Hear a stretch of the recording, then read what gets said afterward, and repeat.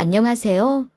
요즘 알게 된 사연 채널인 썰맘을 들으면서 세상엔 정말 이런 막장 드라마가 있을까 하며 그저 허구일 것이다 라고만 생각했는데 제가 직접 이렇게 기가 막힌 일을 겪어보니 현실에는 더한 일들도 많이 있는 것 같아요. 그럼 너무나 드라마 같은 제 사연을 바로 시작해 보겠습니다. 저는 딸만 셋 있는 집의 막내딸입니다. 첫째 언니는 44살, 둘째 언니는 42살이라 저와는 나이차가 꽤 많이 나다 보니 언니들이랑 투닥거리면서 싸우면서 지냈기보다는 사랑만 듬뿍 받으면서 자랐어요. 남편과는 사내 커플로 지내다가 결혼했고 4살 연상입니다. 남편은 홀시모에 6살 접은 여동생이 있어요. 결혼 전에는 같은 회사에 다녔지만 결혼 후 제가 지점을 옮겼고 남편은 저와 같이 있었던 지점에서 계속 근무를 했어요. 저희 친정은 아빠가 작은 공장을 하나 운영하십니다. 엄마도 동네에서 카페를 하시는데 신규 유입 손님도 많고 단골 손님도 많아 어렸을 때부터 금전적으로 여유 있게 자랐어요. 그리고 첫째 언니와 둘째 언니 역시 대기업에서 오랫동안 근무하고 있어서 제가 가고 싶은 곳, 하고 싶은 거, 갖고 싶은 건 웬만하면 다 누이며 살았다고 할 수 있습니다. 감사하게도 넉넉한 집에서 막내로 태어난 덕분에 저는 편하게 지낼 수 있었던 거죠. 반면에 시댁은 시부가 남편 고등학교 졸업하던 해 돌아가셨다고 해요. 그래서 어렸을 때부터 남편이 일찍부터 취업 전선에 뛰어들었고 실질적 가장 노릇을 하며 지냈다고 하더군요. 그리고 결혼 후에도 마찬가지였어요. 집안 차이가 좀 많이 나다 보니 결혼할 때 저희 집에서 반대가 심하긴 했습니다. 특히 언니들이 끝까지 반대했네요. 하지만 그때는 제가 사랑에 눈이 멀었을 때라 겨우겨우 잘 설득해서 결혼했습니다. 시댁에 지원받은 것 없이 저희 집 보험만으로 결혼했고 신혼집도 저희 집에서 해주셨네요. 제가 가지고 싶어하는 물건은 말만 하면 언니들이 사다 주거나 언니들 갖고 있는 명품 가방이나 옷, 액세서리 등을 많이 몰라받아서 명품이 많은 편이었어요. 그래서 신우가 결혼 전부터 제가 가지고 있던 가방이나 액세서리 같은 물건들을 많이 부러워했죠. 친한 친구 결혼식에 있던 날, 제가 제일 좋아하는 가방을 메고 나가려고 옷방을 뒤졌는데 그 가방이 보이지를 않는 거예요. 자주 매는 가방은 아니지만 좋아하는 가방이라 늘 두던 곳에 두었는데 아무리 찾아도 없는 겁니다. 여보, 여기 있던 내 가방 혹시 다른 곳에 치웠어? 무슨 가방? 나 예전에 생일 때 첫째 언니가 사줬던 샤넬 가방 작은 거. 글쎄, 난 잘 모르겠는데. 혹시나 남편이 자기 물건 정리하다가 다른 쪽으로 치웠나 싶어서 물어봤는데 남편은 전혀 모르겠다는 표정이더라고요. 이상하다. 항상 여기 뒀었는데. 결혼할 때 제일 먼저 챙겼던 건데. 다른 가방 들고 가면 안 돼? 친구 결혼식 늦겠네. 어머, 시간이 벌써 이렇게 됐네. 나중에 찾아봐야겠다. 빨리 가자. 아무리 뒤져도 가방이 보이지가 않아서 어쩔 수 없이 다른 가방을 메고 나갔습니다. 영 찜찜했지만 친한 친구의 결혼식에 늦을 수는 없었으니까요. 그렇게 결혼식에 다녀온 이후 찾던 가방에 대해 또 깜빡하고 지나갔어요. 한 번은 남편이랑 주말 데이트를 하기로 한 날, 신나서 나갈 준비를 하고 있는데 이번에는 또 제가 아끼던 목걸이가 없는 거예요. 제가 하도 덤벙거리는 성격이라 다른 보석함에 뒀나? 철에 넣어뒀나 하고 열심히 뒤져보는데 어디에도 보이지 않는 겁니다. 갑자기 지난번에 안 보였던 샤넬 가방이 생각나서 가방도 찾아봤습니다. 역시 샤넬 가방도 안 보이더라고요. 그날따라 뭔가 느낌이 쎄하게 오는 게 작정하고 전부 꺼내 물건을 하나하나 확인해봤습니다. 그랬더니 세상에. 반지, 지갑, 가방, 원피스까지 없더라고요. 제가 제 물건들을 꼼꼼하게 체크하는 편이 아니라 전혀 몰랐어요. 아니, 금년 결혼할 때 하나하나 다 챙겨왔는데 신혼집에 오니까 없어졌다는 게 말이나 됩니까? 우리 집에 오는 사람들이라고는 우리 가족들, 시모, 가끔 시누이, 그리고 제 친구들이 전부였어요. 집에 있는 거 가져가라고 하면 했지. 우리 가족들이 가져갔을 리는 없고 가져간다 해도 저한테 말을 하고 가져갔을 거예요. 친구들은 와봤자 커피 간단히 마시고 가는 것뿐인데 너무 이상해서 솔직히 시모랑 시누이를 의심할 수밖에 없는 상황이었습니다. 제가 옷방을 뒤지고 난리가 나자 남편이 들어왔습니다. 여보 뭐해? 안 나가? 옷방은 왜 이렇게 엉망이 됐어? 여보, 내 물건들이 없어졌어. 물건들이 없어져? 뭐가? 없어질 게 있어? 너무 많이 없어졌어. 전에 결혼식 때 가져가려고 했던 샤넬 가방 아직까지도 안 보이고, 그리고 엄마가 나 성년의 날에 사줬던 목걸이도 없어졌어. 자꾸 물건이 없는 게 이상해 뒤져봤는데 반지도 없고, 요즘 안 가지고 다녔던 지갑도 없고, 심지어 원피스까지 없다니까? 물건들이 발에 달려서 도망갔댔어? 있는데 못 찾는 거 아니야? 내가 정리해서 정리한 곳을 알고 있는데 그곳에 없잖아. 그리고 이렇게까지 한꺼번에 많이 없어질 일이야. 저가댁에 두고 오고 생각 못하는 거 아니야? 아니야. 다 내가 아끼는 것들이란 말이야. 분명 다 챙겨왔다고. 이상하잖아. 내가 아무리 물건들을 잘 못 챙기는 성격이라고 해도 이렇게까지 없어지는 게 너무 이상하잖아. 그래서 뭐, 우리 집에 도둑이라도 들었다는 거야? 도둑이 들었으면 내 물건 몇 개만 없어졌겠어?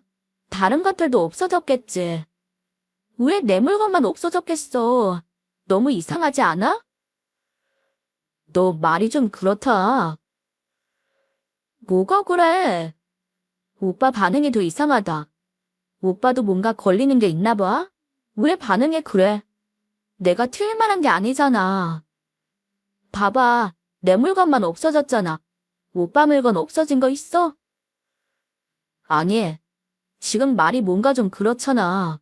그럼 내가 가져갔다는 거야? 아니면 뭐, 우리 집 식구들이라도 가져갔다는 거야.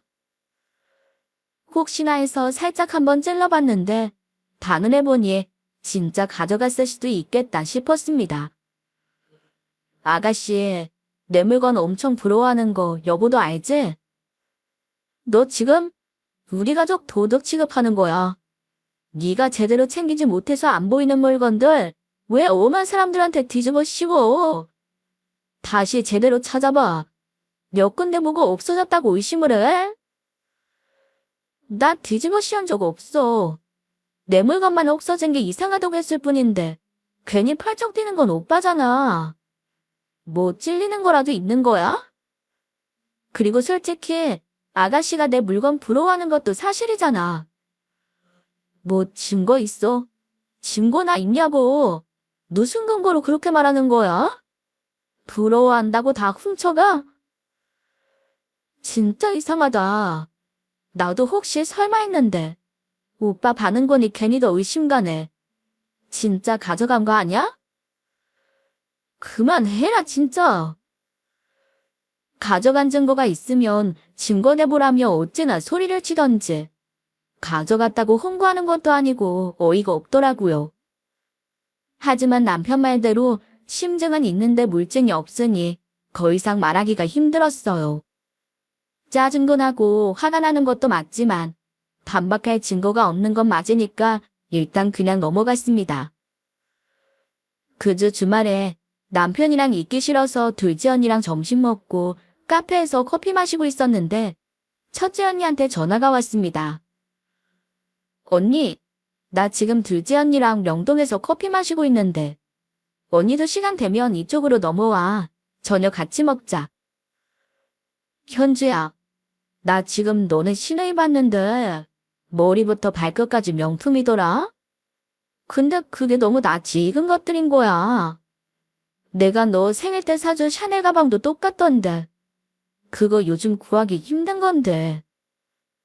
그리고 내가 전에 너한테 준 원피스랑 똑같은 것도 입고 있던데.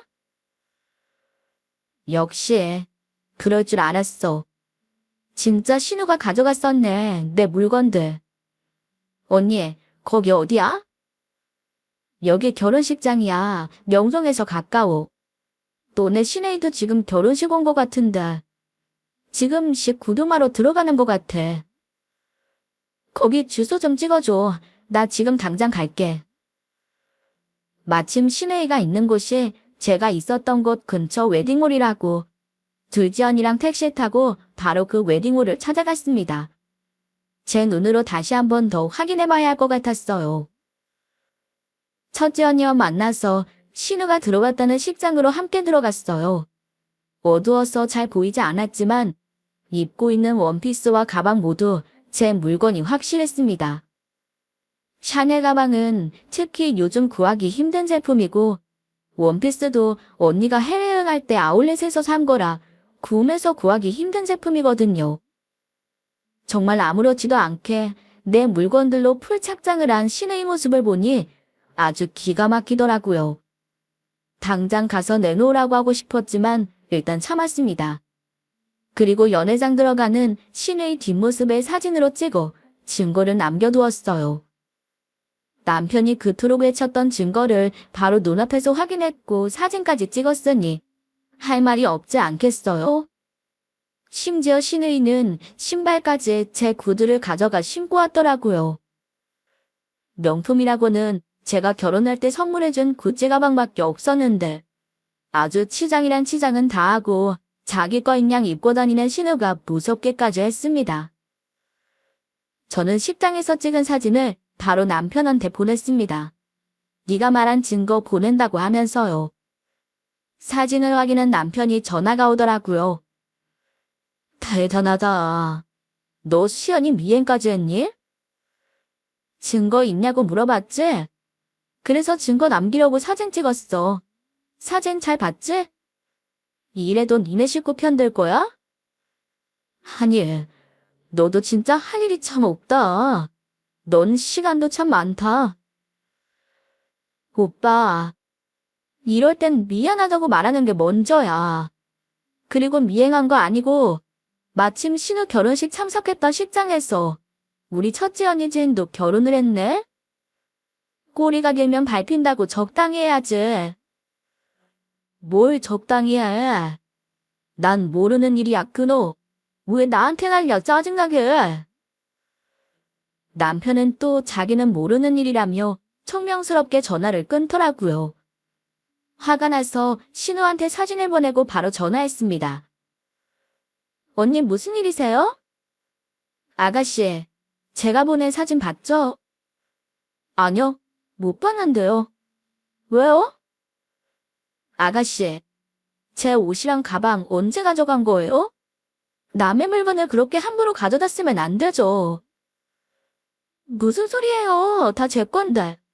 중고 가게에서 산 거예요. 증거 있어요. 아, 오빠나 동생이나 그놈의 증거 타령은.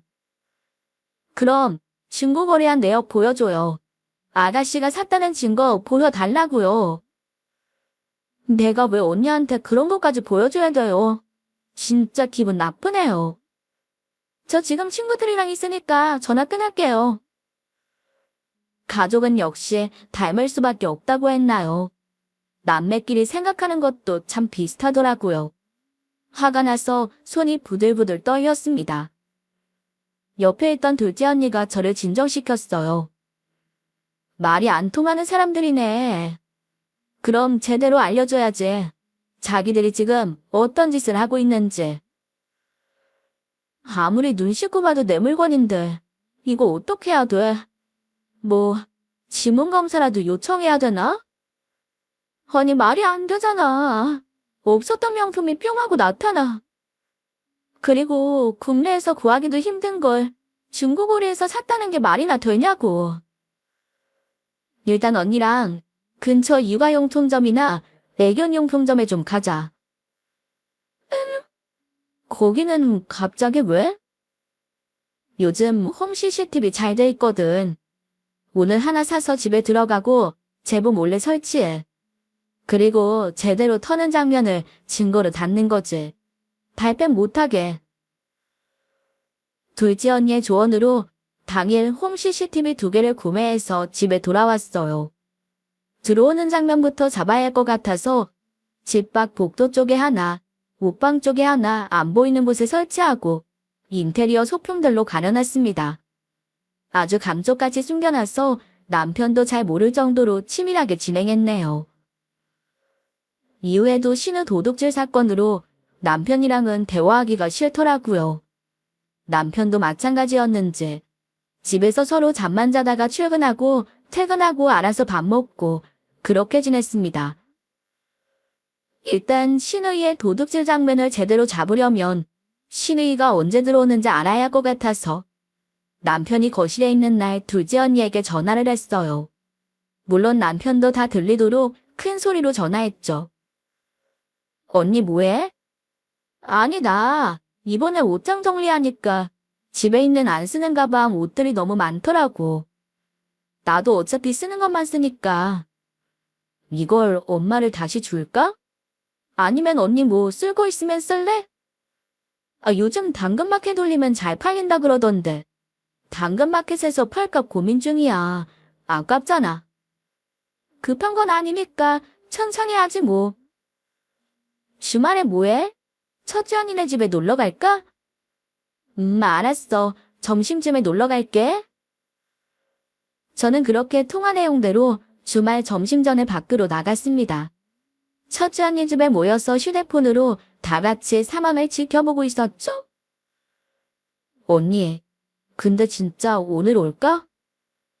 너 제보 있는 곳에서 통화했다며. 내 생각엔 분명히 얘기했을 거야. 다른 데는 네가 언제 나가는지 모르니까 가져갈 거면 분명 오늘 오지 않겠어? 언니만 믿어. 내가 진짜 도둑 잡으려고 강아지 CCTV까지 설치할 줄은 몰랐네. 그래. 어디 뭐 나의 도둑이 집 밖에만 있는 줄 알아? 집 안에도 도둑이 살아 숨쉬니까 찍소리도 못하게 현장을 잡아버려야지. 핸드폰 어플에 깔려있는 CCTV 영상을 틀어놓고 언니들이랑 이런저런 얘기를 나누고 있는데 아니나 다를까 복도에서 신혜이랑 시모가 걸어 들어오더라고요. 들어오자마자 곧장 옷방으로 가는 것 같았습니다. 우리는 옷방에 숨겨둔 카메라 소리를 켜고 휴대폰에 귀를 기울였어요.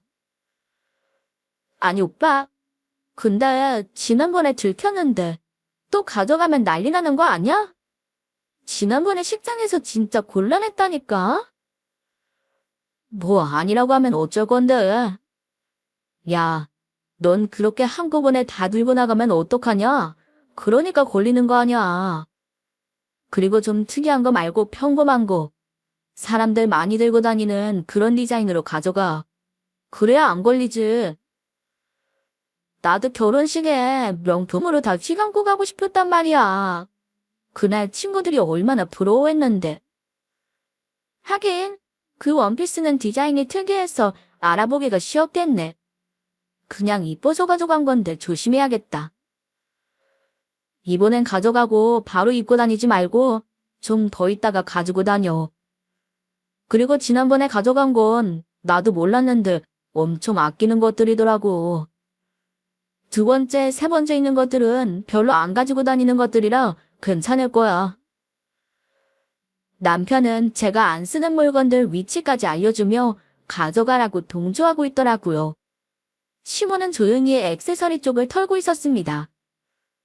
어머나! 이 팔찌 너무 예쁘다. 아들, 이거 가져가도 될까? 이거 없어지면 티 많이 날까? 잠깐 봐봐. 오, 이거는 안 될 것 같고. 옆에 있는 건 어때? 아유, 이것도 이쁘네. 그럼 난 이 팔찌 하나 챙겨야지. 아, 목걸이도 너무 예쁘네. 반짝반짝하니. 오빠, 여기 있는 치마들 언니가 잘 입어? 그건 잘 안 입는 거고. 아, 그리고 신발장의 구두 위쪽 칸에 있는 건 진짜 안 신는 거니까 거기도 봐봐. 은도막 엄청 많아. 아싸! 발 사이즈 비슷해서 가져갈 수 있는 게 많아서 게이득. 나 그럼 신발 보고 있을게. 2개 정도는 가져가도 되겠지? 저는 무슨 매장에 온 줄 알았어요. 마치 매장에서 구매하는 사람들처럼 이리 보고 저리 보고 하며 하나씩 챙기는 모습에 어처구니가 없어 웃음이 났습니다. 언니들도 혀를 차더라고요. 그래도 제 함정에 잘 넘어가준 시댁 식구와 남편 덕분에 증거 영상은 아주 확실하게 얻을 수 있었네요. 저는 언니들과 함께 증거 영상을 들고 경찰에 절도죄로 신고했습니다. 그리고 저는 신혼집에 들어가지 않고 첫째 언니네 집에 잠시 신세를 졌어요. 얼마 뒤 경찰서에서 연락을 받았는지 남편한테 전화가 오더군요. 너 뭐 하는 거야? 내가 할 소리야. 가족끼리 단체로 뭐 하는 짓이야? 가져간 거 다시 되돌려놓지 못할 망정. 또 식구들 우르르 데리고 와서 더 훔쳐가? 오빠네는 좋겠다. 가지고 싶은 거 있으면 그냥 가져가면 되잖아. 아, 진짜 너무하는 거 아니야? 당장 고소 취하야 해. 아, 저기요. 지금 상황 파악이 안 되세요? 도둑질 해놓고 뭐가 그렇게 당당해? 남편이랑 통화를 하며 실랑이를 하고 있었는데 첫째 언니가 전화기를 가져가서 남편한테 소리쳤어요. 깜빵 보내고 싶은 거 참고 있으니까 일단 내 동생 물건들 하나도 빠짐없이 다 가져와 당장. 저 형까지 합세하시면. 합세. 웃기네 진짜. 야, 죄송하다고 싹싹 빌어도 모자랄 판에 아직도 변명거리가 남아있나 봐. 너네 지금 사람 잘못 건드렸어. 감히 우리 막내를 건드려? 그것도 증거 있냐 그래서 증거 찾아서 신고까지 해줬더니 뭐 합세? 감히 지금 어디서 명령이야? 너네 가족은 훈 좀 놔봐야겠다. 가족끼리 이게 무슨 일입니까 대체? 그냥 해프닝으로 넘어갈 수도 있는 걸 신고라는 절도라는? 가족? 무슨 소리야. 혼인신고도 안 했는데. 그리고 해프닝 같은 소리 하네. 물건 훔쳐놓고 뭔 놈의 해프닝이야? 제부. 아니, 제부라고 부르고 싶지도 않다. 어차피 현주랑 제부 둘이 사실혼 관계라 친독 상도에 해당 안 돼서 똑같이 절도죄 공범으로 같이 처벌받을 수 있는 상황이야. 진짜 상황 파악이 안 되나 봐? 우리가 이런 것도 안 알아보고 그냥 대책 없이 신고했을까 봐? 사실 저희는 신혼집도 친정에서 해주신 거고 굳이 혼인신고를 빨리 할 필요가 없어서 혼인신고는 안 했거든요. 그게 나중에 되니 얼마나 다행이었는지 모릅니다. 남편은 그제서야 본인도 진짜 같이 처벌을 받을지도 모른다고 생각했는지 남편이 첫째 언니 집에 찾아왔더라고요. 여보, 미안해 진짜. 내가 잘못했어. 용서해줘. 저 형 죄송합니다. 뭐라고 욕하셔도 할 말이 없습니다. 입이 10개라도 변명할 여지가 없어요. 죄송합니다. 그러니 제발 소송만 취하해 주세요. 잘못했습니다. 그런데 왜 오빠만 왔어? 어머니랑 아가씨도 오셔야지. 그리고 왜 물건들은 안 보여? 그냥 오빠 혼자 와서 죄송합니다 하면 끝날 일인 줄 알았어? 분명 우리 언니가 가져간 것들 다 가져오라고 했을 텐데. 현주야, 네 남편은 진짜 그냥 호락호락하게 넘어가선 안 되겠다. 우리를 뭘로 만나? 사람 더 화나게 만드네 진짜. 아, 제가 와서 사과를 하는 게 먼저라고 생각해서 그 생각까지 못했네요. 같이 다시 올게요. 금방 오겠습니다. 그렇게 2시간 정도 지났을까? 남편은 시모와 신우를 데리고 다시 찾아왔습니다. 물건들도 모두 담아서 가져왔더라고요. 언니, 죄송해요. 제가 진짜 잘못했어요. 언니가 가지고 있는 것들이 너무 탐나서 그랬어요. 다시는 안 그럴게요. 그러니까 한 번만 봐주세요. 미안하다, 아가. 내가 나이 먹고 내가 말렸어야 하는데 똑같이 행동해서 며느리 뭘 낯이 없구나. 남편과 시모 신우는 모두 무릎 꿇고 싹싹 빌었습니다.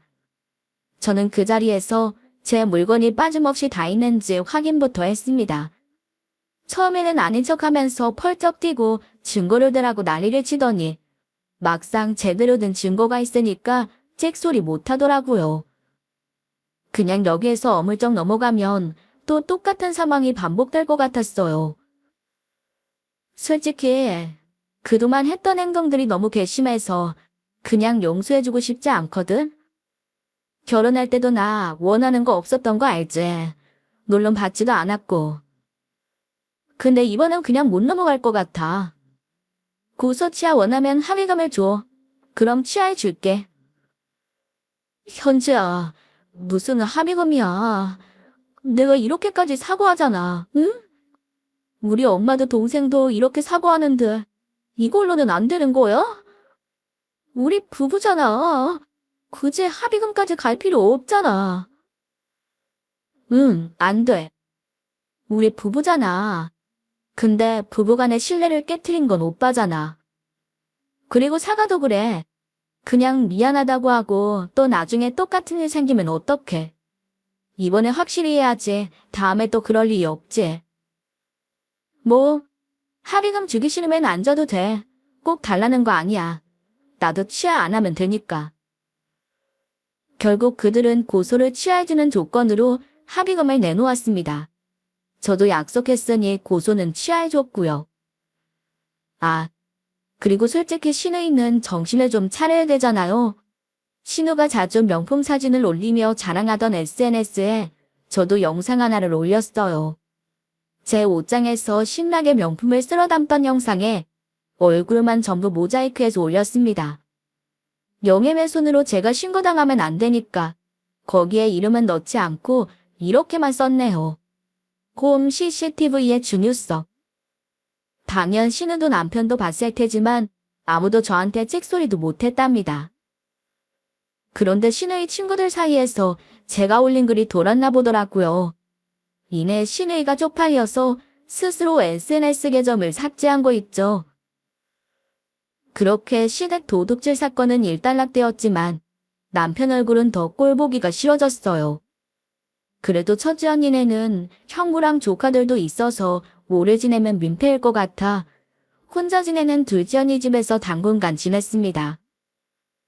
그나마 다행인 건 남편과 같은 회사지만 다른 지점이라 얼굴 볼 일이 없었다는 거예요. 만약 같은 지점이었으면 부부 사이 좋지 않다고 이상한 소문이란 소문은 다 났을 텐데. 지점이 달라서 얼마나 다행이었는지 모릅니다. 그렇게 남편과 별거 생활을 한 지 한 달 정도 지난 어느 날 집에 CCTV를 설치했던 게 생각나더라고요. 이제 제거해야겠다 싶어서 핸드폰 어플로 들어갔습니다. 옷방에 설치했었던 홈 CCTV는 남편이 제거했는지 꺼져 있었고 복도에 설치한 CCTV는 그대로 녹화되고 있더라고요. 마침 심심했는데 지난 내역 쏙 훑고 어플을 삭제해야지 싶었던 찰나 엄청난 장면을 목격하고 말았네요.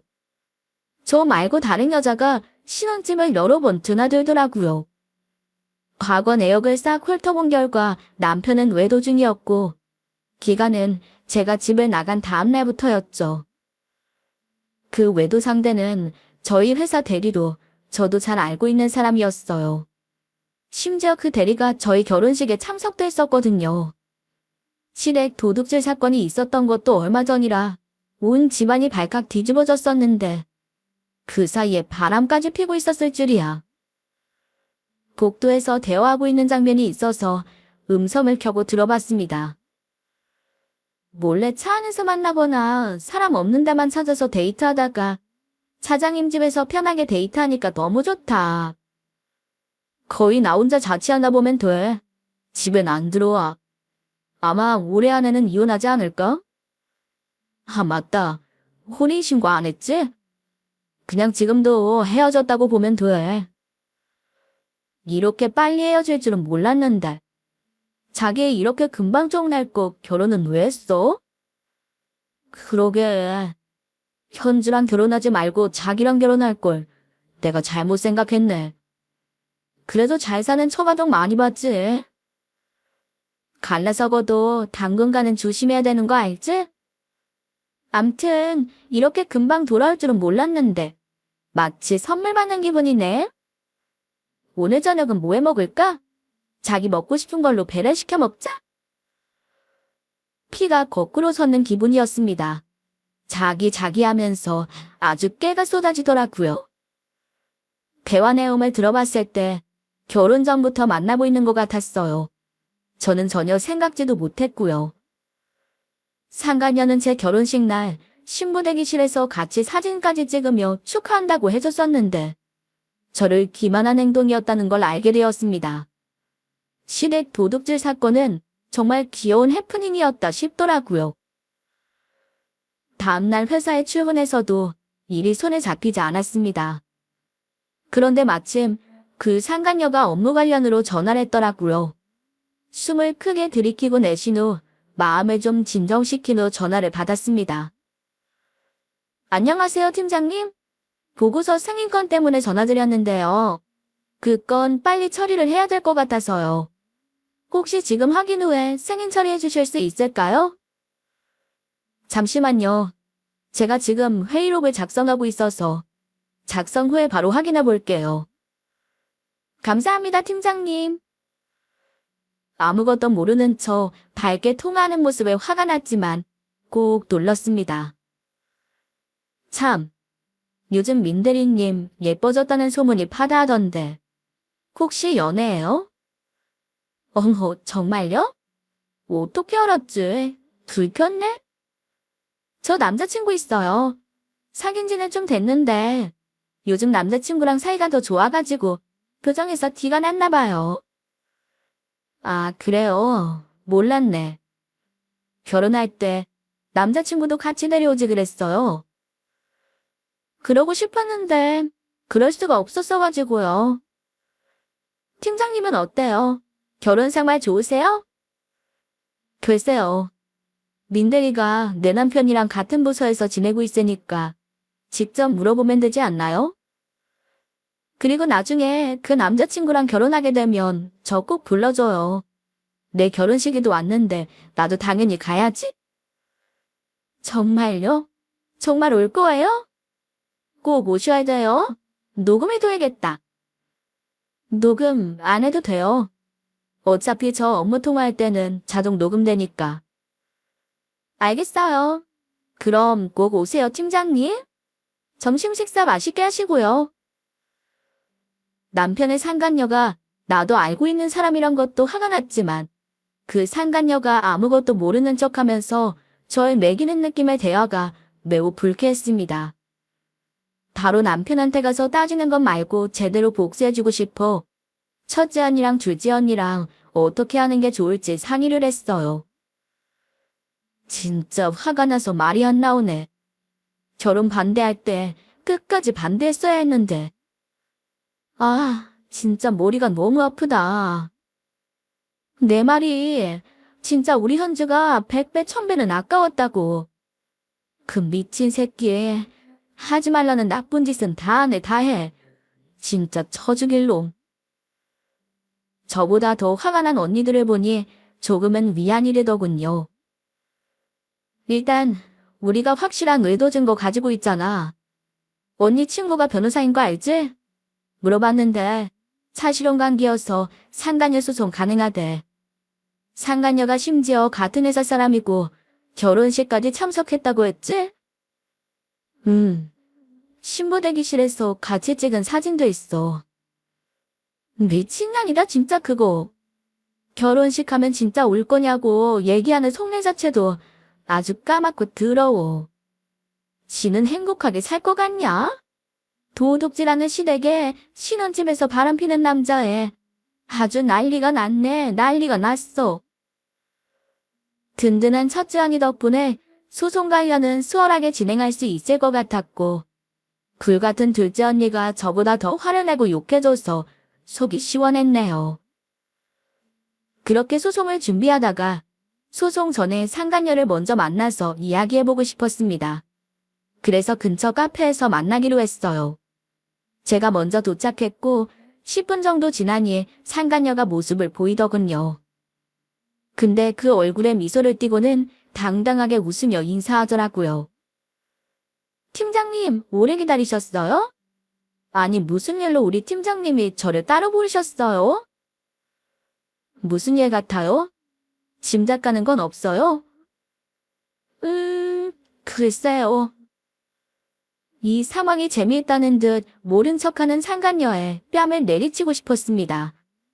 하지만 먼저 흥분하면 더 이상 이야기를 못할 것 같아서 또다시 호흡을 가다듬었고 나중에 소송에 추가 자료를 제출하기 위해 핸드폰 음성 녹음도 시작했어요. 나 민대리 남자친구가 너무 궁금한데? 제 남자친구요? 팀장님이 제 남친이 왜 궁금하시죠? 왜 궁금할 것 같아요? 이쯤 되면 눈치채만 하지 않나? 어머, 설마 차장님이 다 말했나? 그런 얘기 없었는데. 진짜 가증스럽다, 민대리. 그래서 언제 헤어지실 거예요? 어차피 혼인신고도 안 하셨다면서요. 그러는 너는 내 남편 언제부터 만났어요? 왜 나랑 결혼하게 뒀어? 대충 다 알고 계시면서. 뭐, 차장님이 결혼한다니까 그럼 그만 만났어야 돼요? 차장님이 자꾸 보고 싶다고 하는데 어떡해요? 제가 알고 있다고 하면 담아하거나 미안해할 줄 알았는데 오히려 당당하더라고요. 네가 먼저 꼬셨니? 차장님이 먼저 저 좋다고 따라다녔어요. 그때 팀장님이랑 헤어진다고 해서 만났는데 결혼까지 하게 될 줄은 몰랐죠.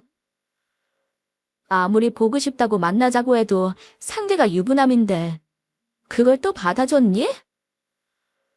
저도 보고 싶고 사랑하는데 어떡해요. 어차피 차장님은 이제 팀장님 사랑 안 한다던데. 굳이 절 만나서 불륜을 저지른 이유 따위 알아봤자 정신건강에 좋을 거 하나 없잖아요. 너무 기가 막혀서 웃음이 났습니다. 저보다 나이가 어리니 나이 믿고 깝치는 건가 싶고 아무리 나이가 어리다고 해도 그 어린 나이에 100년 만년 갈 것 같은가 싶어서 가소로웠어요. 저는 더 이상 대화를 포기하고 자리에서 일어났습니다. 그리고 그날 저녁 회사 홈페이지에 제 이름으로 글 하나를 올렸어요.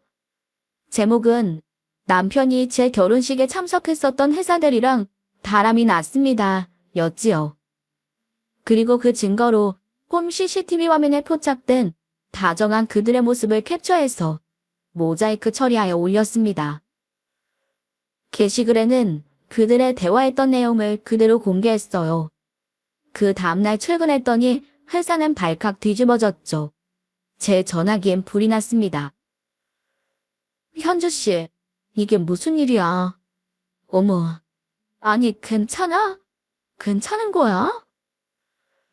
괜찮은 척 하려고 했는데 솔직히 괜찮지는 않아요. 아니, 강대리는 자기 결혼식에도 가지 않았어? 이 처장도 사람 그렇게 안 봤는데. 내가 이런 건 드라마에서나 보는 줄 알았지. 실제로 내 주변에 일어날 줄은 몰랐네. 심지어 내가 아는 사람들이. 내가 다 화가 나네.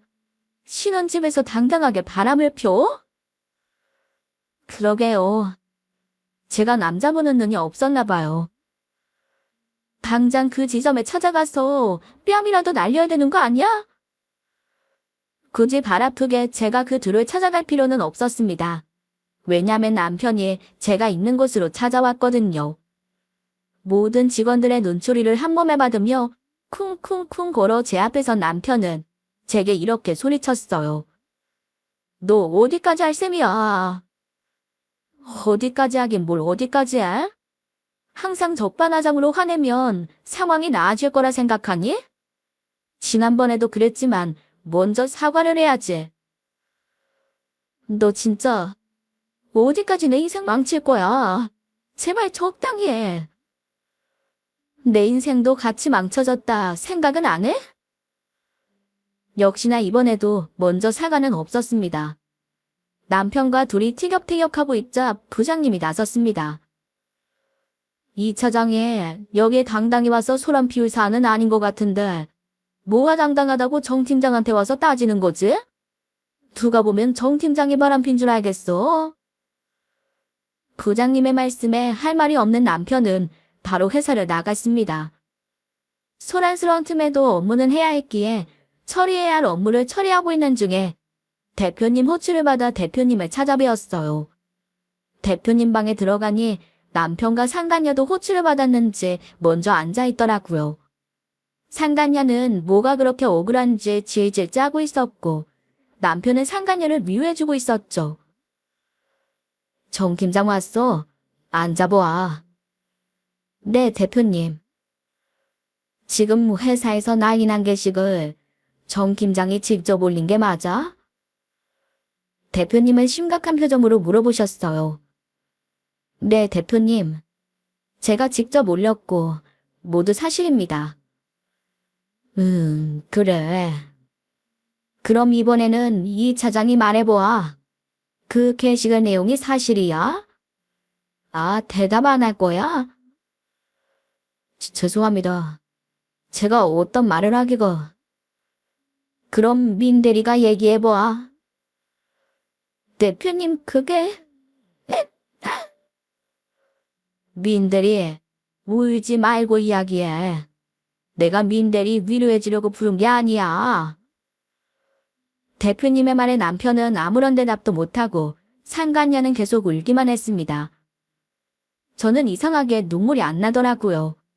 뭔가 현실감이 없었습니다. 멍하게 대표님 방에 앉아 있었죠. 아, 내가 진짜 살다 별일을 다 겪어보네. 이 차장이랑 정 팀장 결혼한다고 해서 참석한 게 엊그제 같은데 회사에서 하라는 일은 안 하고 불륜만 저지른 건가 둘은?